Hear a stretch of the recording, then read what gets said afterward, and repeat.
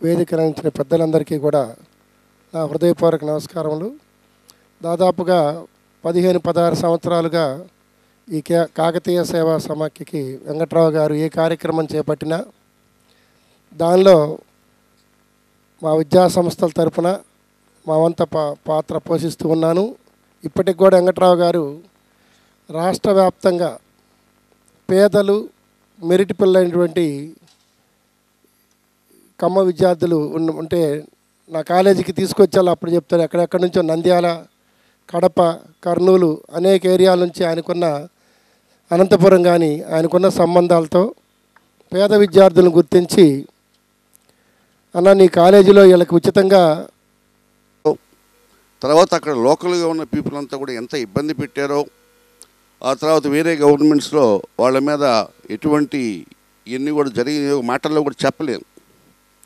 అన్నిటినీ వాళ్ళు ఎదుర్కొని ఒక స్థాయికి ఎదిగిన తర్వాత ఇక్కడ ఉన్న కమ్యూనిటీ మొత్తానికి ఏదో చేయాలనే తలంపుతోటి ఇక్కడ సైట్ ఇవ్వటమే కాకుండా హాస్టల్ బిల్డింగ్ కన్స్ట్రక్షన్ కూడా వాళ్ళు హెల్ప్ చేయటం అనేది మామూలు విషయం కాదు. ఒక్కసారి కరతాళ ధ్వనుల ద్వారా వాళ్ళని అభినందిద్దాం.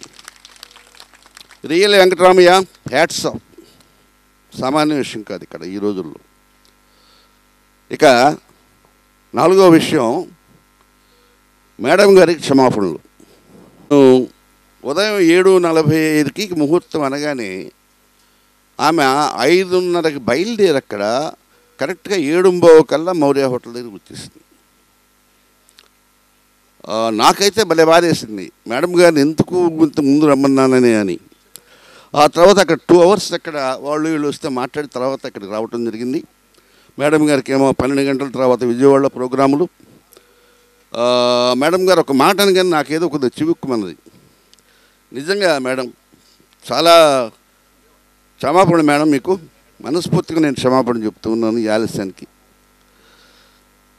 ఈ తర్వాత కాకతీయ దగ్గరికి వచ్చారు. మొట్టమొదటి కాకతీయ సేవా సమితి పెట్టినప్పుడు బహుశా స్టేట్లో కూడా అప్పుడు ఇంకా ఎక్కడ పెద్ద లేవు. బిగినింగ్లో ఇట్ట కమసంఘం పెట్టాలనుకుంటున్నామని చెప్పి వెంకటరావు వీళ్ళంతా వచ్చారు. కులం పేరుతో సంఘాలు అయితే నేను రానయ్యా పెట్టవద్దు అని చెప్పేశారు. మరి ఎలా చేయాలన్నారు.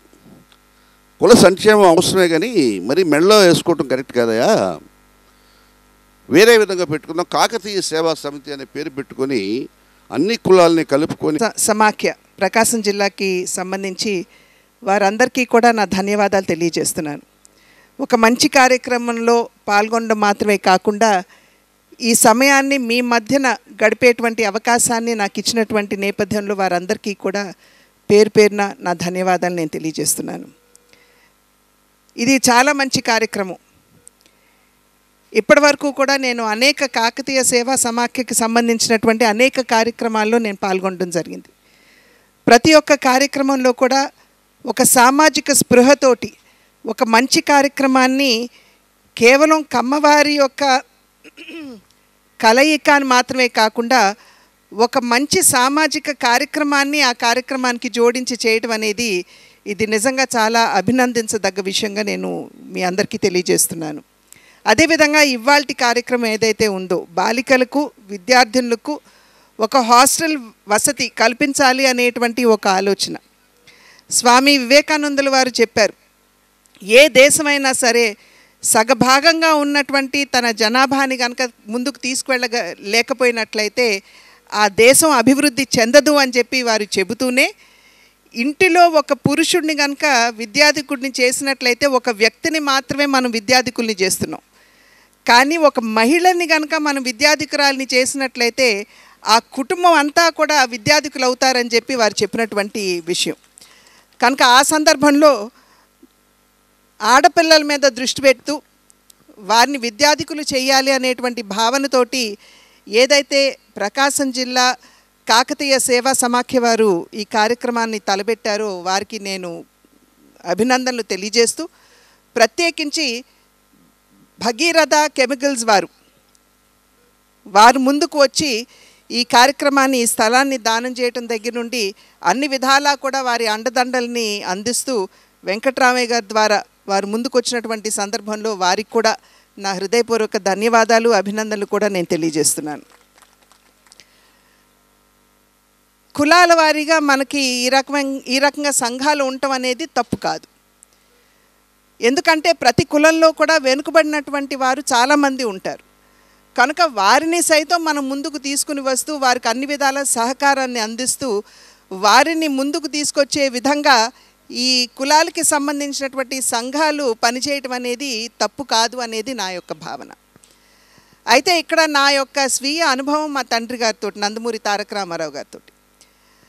ఒకానొక సందర్భంలో వారు అప్పట్లో కాషాయ దుస్తులు ధరించేవారు. పాత్రికేయులు వారి దగ్గరికి ఒక ప్రెస్ కాన్ఫరెన్స్ అని చెప్పి వచ్చినటువంటి నేపథ్యంలో నేషనల్ మీడియా వారు, అంటే ఉత్తర భారతదేశానికి సంబంధించినటువంటి వారు మా తండ్రి గారిని ప్రశ్నించడం జరిగింది.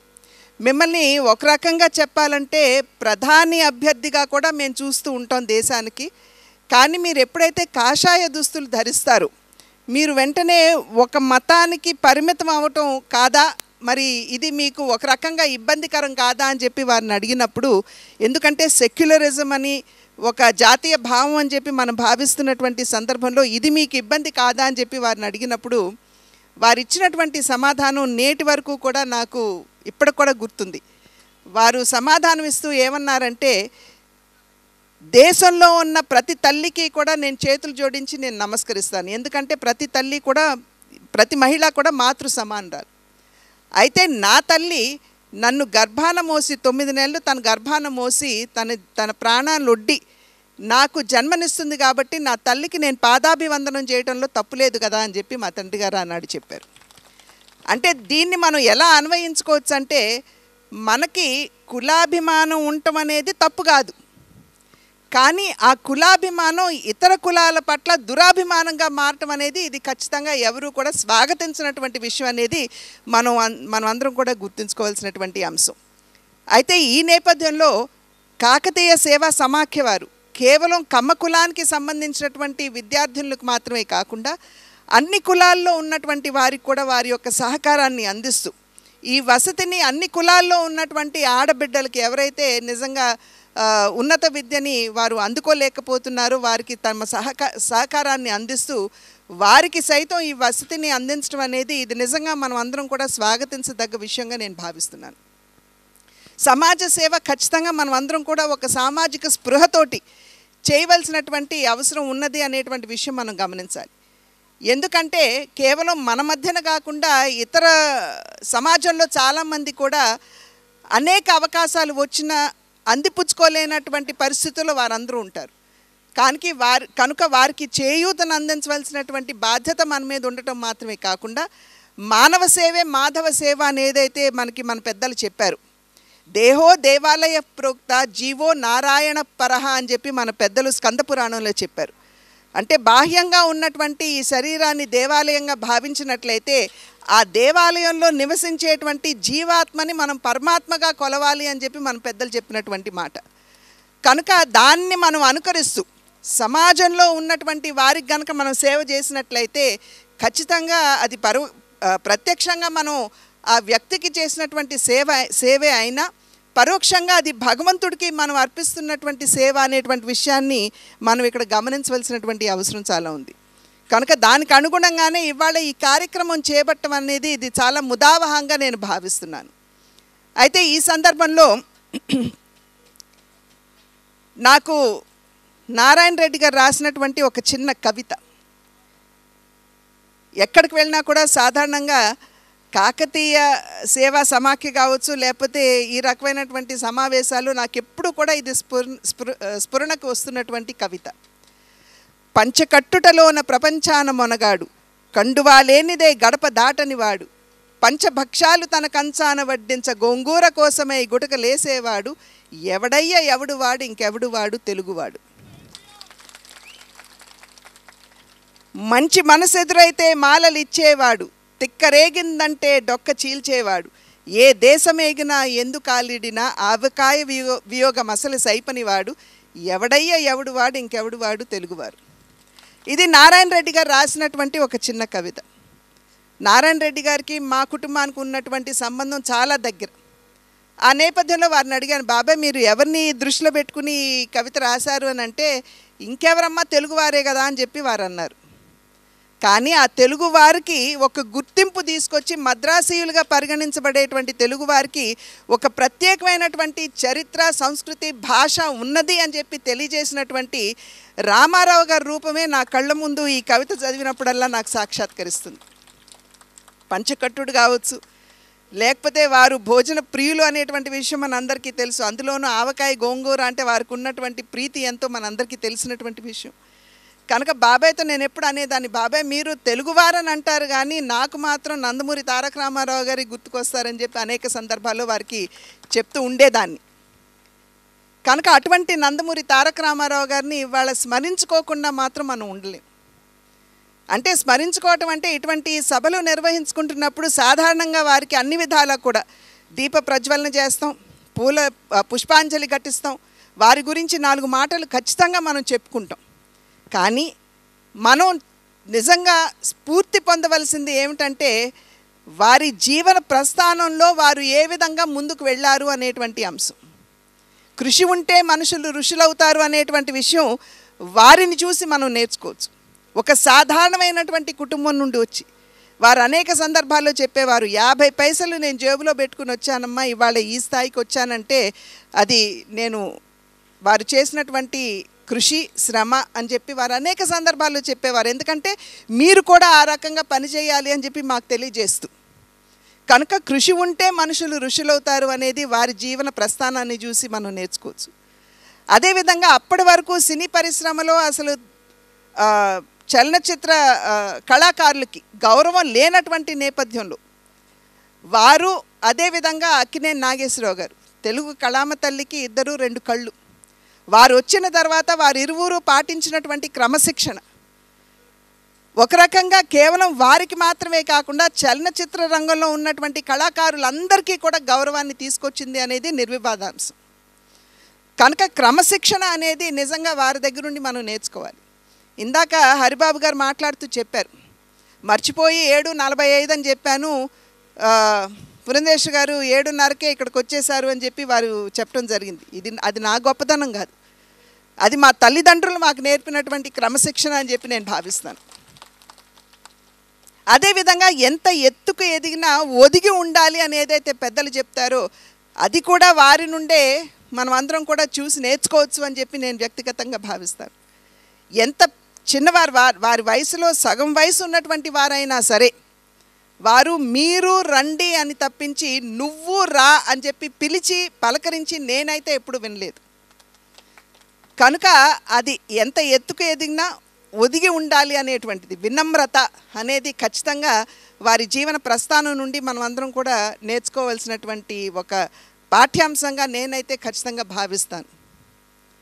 కనుక ఈ కేవలం మనం మనిషిని ఆరాధించడం మాత్రమే కాదు, మనం వారి నుండి ఏమి నేర్చుకుంటున్నాము, అది మనం అనుకరిస్తున్నామా లేదా, మన వ్యవహారంలో పెడుతున్నామా లేదా అనేటువంటి విషయాన్ని ఖచ్చితంగా మనం అందరం కూడా పరిశీలించుకుంటూ ఆ విధంగా ముందుకు వెళ్ళవలసినటువంటి ఆవశ్యకత చాలా ఉన్నది. ఇంకా వారు రాజకీయాల్లోకి వచ్చిన తర్వాత ఒక ప్రభంజనమే, మనందరికీ తెలియనటువంటి విషయం కాదు.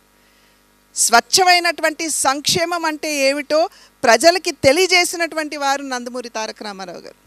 నేటికి సైతం వారు ప్రవేశపెట్టినటువంటి సంక్షేమ పథకాలు, అది ఇళ్ళు కావచ్చు, అదే రకంగా ఉచిత బియ్యం కావచ్చు, కరెంటు కావచ్చు, రైతులకి 50 రూపాయలకే హార్స్ పవర్ ఇచ్చినటువంటి ఘనత వారిదే.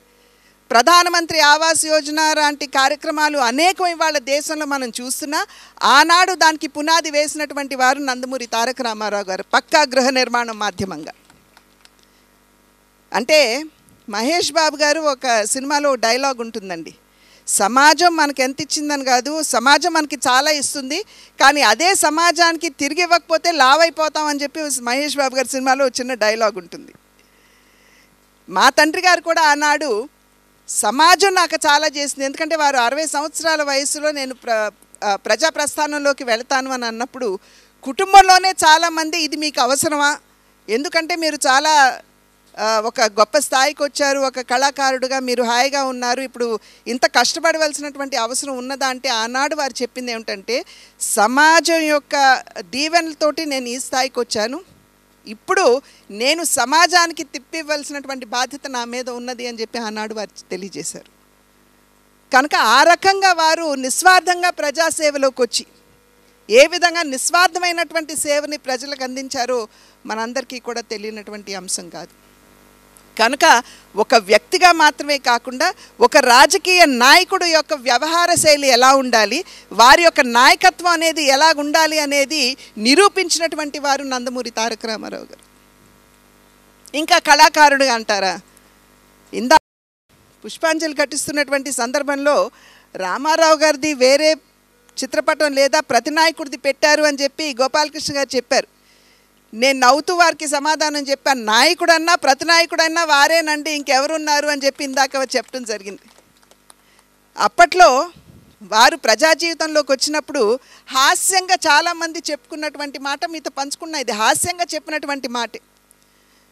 అప్పట్లో ఒక పెద్ద నాయకుడు, జాతీయ స్థాయి నాయకులు వచ్చి ఒక సభ నిర్వహిస్తున్నటువంటి నేపథ్యంలో ప్రాంగణం అంతా లక్షలాది మందితోటి నిండిపోయింది. అద్భుతమైనటువంటి ప్రసంగం. ఇంతలో ఉన్న పళంగా అక్కడ సభా ప్రాంగణంలో ఉన్నటువంటి శ్రోతలందరూ కూడా లేచి గబగబా పక్క మైదానంలోకి పరిగెడుతున్నారు. అప్పుడు సంభాషిస్తున్నటువంటి ఆ వ్యక్తికి ఒకంత అనుమానం వచ్చి పక్కన ఉన్నటువంటి వ్యక్తిని అడిగారు, నేనేమన్నా తప్పు మాట్లాడానా? గబుక్కున లేచి అందరూ కూడా అటు పరిగెడుతున్నారంటే, అబ్బే ఏం లేదండి, పక్కన నందమూరి తారక రామారావు గారు వచ్చారు, అందుకని అందరూ అక్కడికి పరిగెత్తారని చెప్పారు. అంటే ఈయన అన్నారు, ఎవరండి నందమూరి తారక రామారావు గారు, ఎందుకంటే ఉత్తర భారతదేశం నుండి వచ్చారు కదా, ఎవరు అని అడిగినప్పుడు ఏం లేదండి, ఆయన కృష్ణుడు రాముడు పాత్రలు పోషించారు, కనుక ఒక దేవుడు అంటే ఆయన ప్రతిరూపమే అందరి హృదయాల్లో నిలిచిపోయి ఉంది, అందుకని అందరూ వెళ్ళారంటే, సరే ఆయన రాముడు కృష్ణుడు వేషం వేసినట్లయితే రావణాసురుడు దుర్యోధనుడు వేషం వేసినటువంటి వారు ఉండాలి కదా, వారిని పిలవండి మన సభకి అని అన్నారంట. అంటే వీరన్నారంటే, ఎక్కడి నుండి పిలిచేదండి బాబు, అవి కూడా ఆయనే కదా వేసేశారు అని చెప్పి అన్నారంట. ఇది హాస్యంగా వారు చెప్పినా కూడా ఇక్కడ గమనించవలసినటువంటి విషయం, ఒక కథానాయకుడిగా అందరిని మెప్పించడం చాలా సులభం. ఎందుకంటే అన్నీ మంచి క్యారెక్టర్సే ఉంటాయి, మంచివాడై ఉంటారు, తల్లిదండ్రులు గౌరవిస్తాడు, భార్యను చక్కగా చూసుకుంటాడు, ఈ రకమైనటువంటి మంచి గుణాలే కథానాయకుల్లో ఉంటాయి. కానీ ప్రతి నాయకుడిగా ప్రజల్ని మెప్పించడం అనేది ఇది చాలా కష్టమైనటువంటి విషయం.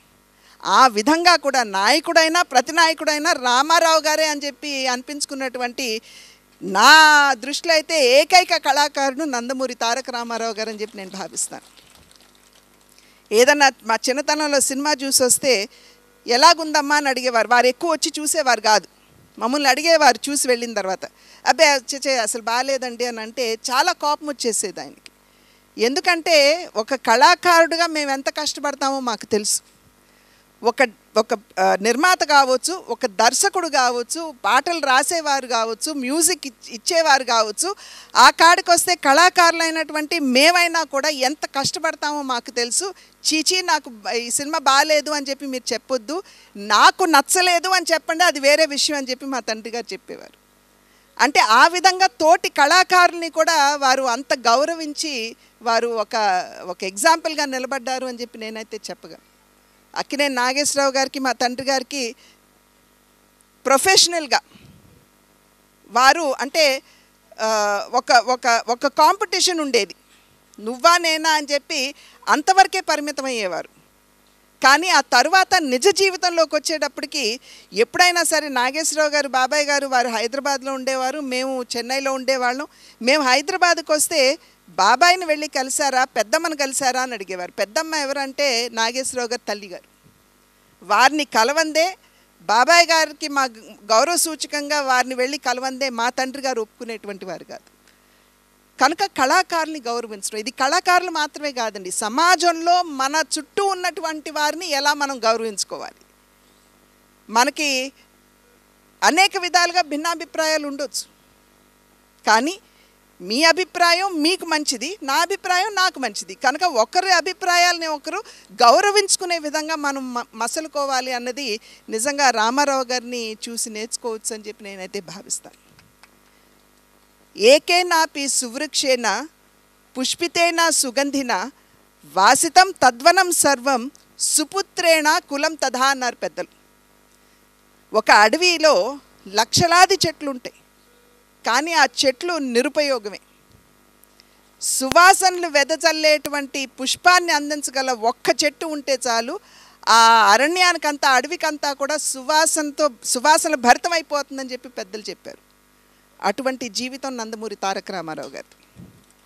కనుక ఆ తండ్రికి మరి ఒక్కసారి నేను శిరస్సు వంచి నమస్కరిస్తూ, నాకు ఇంతటి చక్కటి అవకాశం కేవలం ఒక కులానికి సంబంధించినటువంటి కార్యక్రమం కాకుండా ఒక చక్కటి సేవా కార్యక్రమంలో పాల్గొనేటువంటి అవకాశాన్ని నాకు అందించినటువంటి మరి కాకతీయ సేవా సమాఖ్య వారందరికీ కూడా ప్రతి ఒక్కరికి పేరు పేరున నా కృతజ్ఞతలు అన్నగారి పేరు ప్రతిష్టలు నిలబెట్టాలన్నా, వారి పుత్రికి యొక్క కోరికని మనం సాధించుకోవాలన్నా ప్రతి జిల్లాకి ఇటువంటి కార్యక్రమం అందరికీ స్థానం కల్పించేటట్టుగా చేస్తామని, త్వరలో విజయవాడలో ఈ సమాఖ్య కార్యాలయాన్ని ఏర్పరచుకొని ఒక నాలెడ్జ్ సెంటర్ ఎలా ప్రభుత్వాల్లో కానీ సమాజంలో కానీ బాధ్యతాయుతంగా చట్టాలకు లోబడి మన యొక్క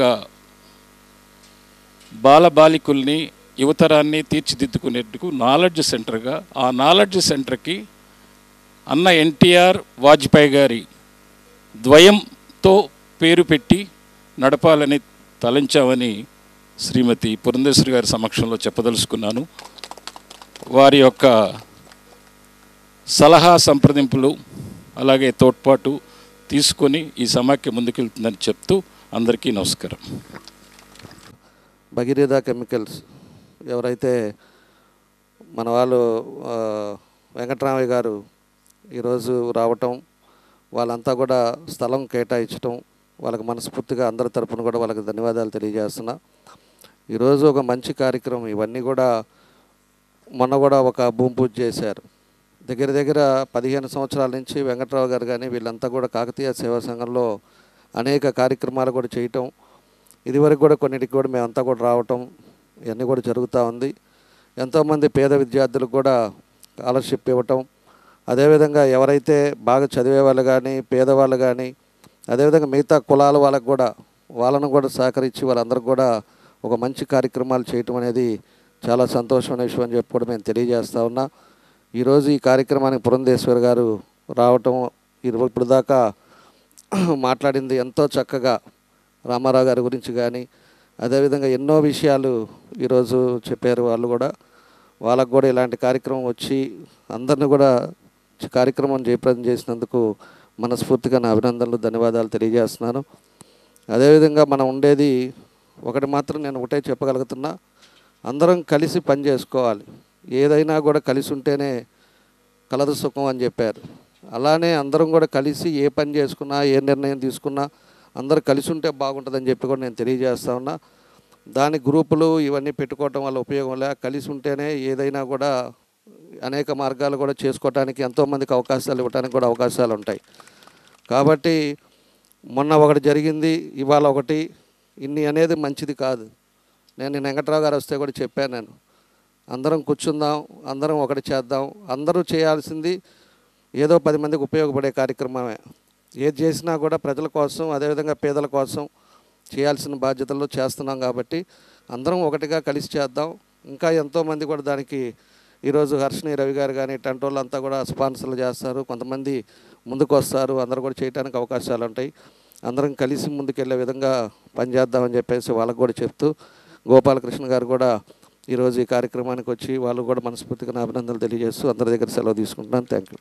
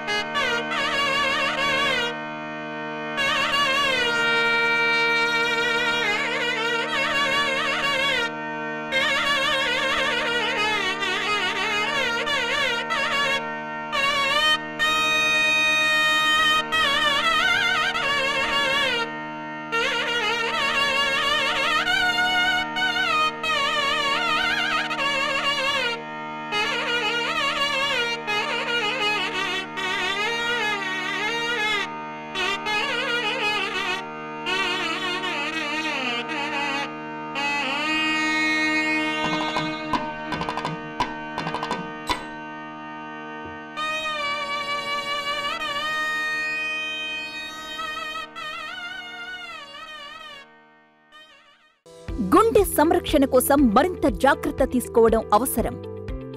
ప్రకాశం, నెల్లూరు, కర్నూలు జిల్లాల్లో తొలిసారిగా ఆస్టర్ రమేష్ హాస్పిటల్స్ ఒంగోలులో అత్యాధునిక 160 స్లైడ్స్ UCT 780 స్కానర్ అందుబాటులోకి తెచ్చాయి.